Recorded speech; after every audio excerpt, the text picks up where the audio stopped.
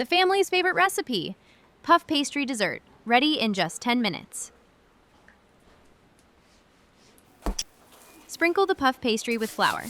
Cut out a large circle. Place it on the baking tray. Sprinkle the puff pastry on both sides with flour.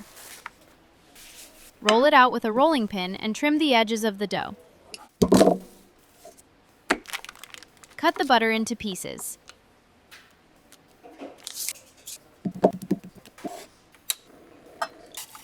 Melt the butter in a double boiler for 30 seconds.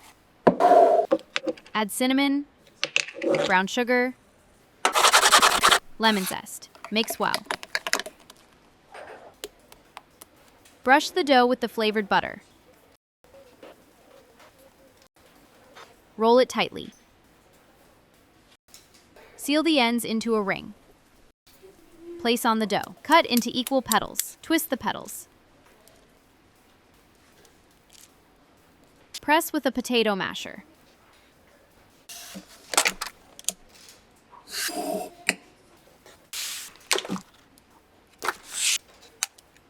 Mix sour cream with eggs, then with sugar.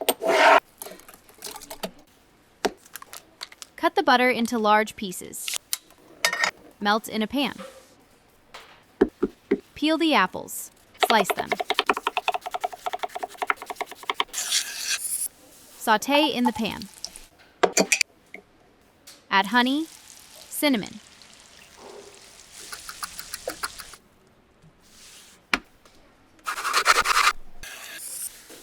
Mix with orange zest. Cool the apples. Add to a bowl. Put cornstarch in a bag. Wash the blueberries in water. Strain through a sieve. Mix with cornstarch. Add to the cream. Place the filling on the dough.